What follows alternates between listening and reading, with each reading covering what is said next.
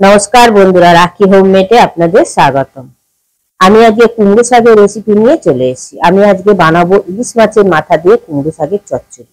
ভিডিওটা স্কিপ না করে পুরো ভিডিওটা আপনারা দেখতে থাকুন। ইলিশ মাছের মাথা দিয়ে কুমড়ো শাকের চচ্চড়ি বানানোর জন্য আমি এখানে পরিমাণ মতন কুমড়ো শাক কেটে নিয়েছি, তার সঙ্গে পটল, বেগুন আর আলু কেটে নিয়েছি, আর দুটো টমেটো নিয়ে নিয়েছি, আর একটা ইলিশ মাছের মাথা নিয়ে নিয়েছি।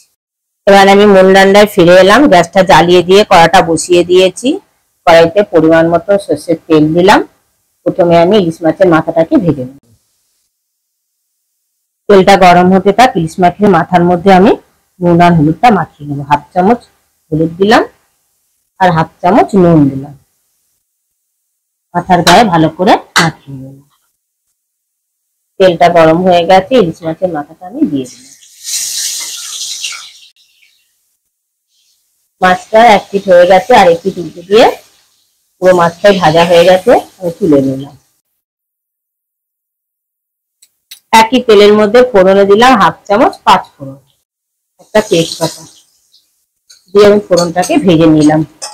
ভেজে নিয়ে যে আমি সবজিগুলো কেটে রেখে দিয়েছিলাম, কুমড়ো, শাক, বেগুন, পটল সব একসঙ্গে আমি দিয়ে দিলাম।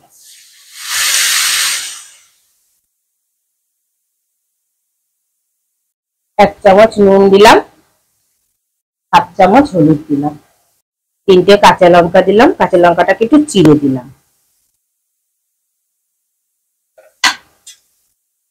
দিয়ে আমি সবজিগুলোর সঙ্গে সব মিশিয়ে নিলাম।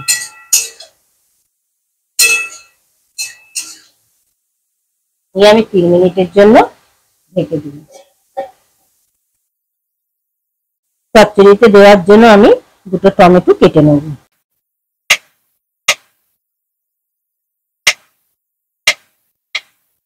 মাঝে ঢাকাটা খুলে আমি টমেটো গুলো কেটে নিলাম, সেই টমেটোটা আমি অ্যাড করলাম।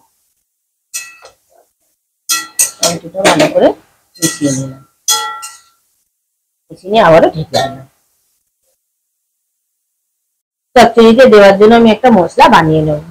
দুটো কাঁচা লঙ্কা দিলাম।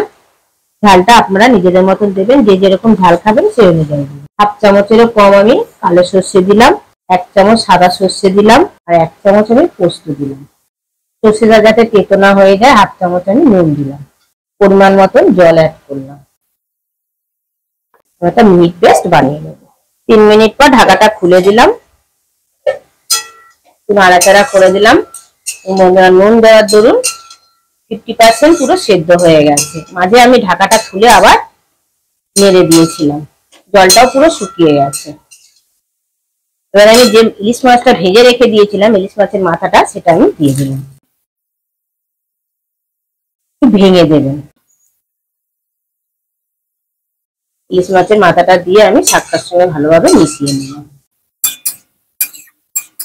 কুমড়ো শাক তো বিভিন্ন রকম ভাবে সবাই রান্না করে থাকেন। আমি যে পদ্ধতিতে রান্না করছি, আপনারা এই পদ্ধতিটা একবার ট্রাই করবেন। ট্রাই করে আমাকে অবশ্যই কমেন্টে জানাবেন কেমন খেলেন। মাছের মাথাটা দিয়ে ভালোভাবে আমি মিশিয়ে নিলাম। মিশিয়ে নিয়ে এবার সবজিগুলো সেদ্ধ হওয়ার জন্য অল্প পরিমাণে আমি জল অ্যাড করব। জলটা দিয়ে ভালোভাবে আমি মিশিয়ে নিলাম। মিশিয়ে নিয়ে আবারও আমি 3 মিনিটের জন্য ঢেকে দিলাম। 3 মিনিট পর ঢাকাটা খুলে দিলাম। দেখুন বন্ধুরা, সবজিগুলো সব সেদ্ধ হয়ে গেছে। এবারে আমি যে সর্ষে, পোস্ত, কাঁচা লঙ্কা একসঙ্গে সব পেস্ট করে রেখে দিয়েছিলাম, পেস্টটা আমি দিয়ে দিলাম।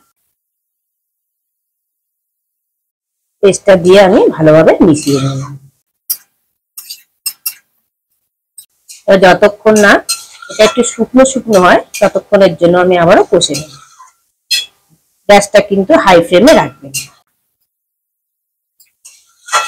সর্ষে আর পোস্ত দিয়ে ভালোভাবে কষে নিলাম। দেখুন পুরোটা রসটা টেনে গেছে। রসটা টেনে নেওয়া পর্যন্ত কষে যেতে হবে, না হলে স্বাদটা ভালো আসবে না। এবার আমি 1 চামচ এখানে মিষ্টি দিলাম। চিনিটা অপশনাল, আপনারা দিতেও পারেন, নাও দিতে পারেন। ওপর দিয়ে আমি একটু কাঁচা সর্ষের তেল দিয়ে দিলাম। দিয়ে আমি ভালোভাবে আবার মিশিয়ে নিলাম। গ্যাসটা নিভিয়ে দিলাম। আরো 2 থেকে 3 মিনিট আমি স্ট্যান্ডিং টাইমে রেখে দিই। ইলিশ মাছের মাথা দিয়ে আমার কুমড়ো শাকের চচ্চড়িটা পরিবেশনের জন্য কমপ্লিট। বন্ধুরা দেখতে কতটা সুন্দর হয়েছে। গরম ভাতের সঙ্গে অবশ্যই ট্রাই করবেন, গরম ভাতের সঙ্গে খেতে অসাধারণ। আমি যে পদ্ধতিতে বানালাম আপনারা ঠিক সেই পদ্ধতিতে আপনারা বানাবেন। ভিডিওটা ভালো লেগে থাকলে কমেন্টে অবশ্যই জানাবেন, লাইক আর শেয়ার করে দেবেন। আর আমার চ্যানেলের কেউ যদি নতুন বন্ধু হয়ে থাকেন চ্যানেলটিকে সাবস্ক্রাইব করে দেওয়ার অনুরোধ রইল। পাশে বেল আইকনটা প্রেস করে দেবেন নতুন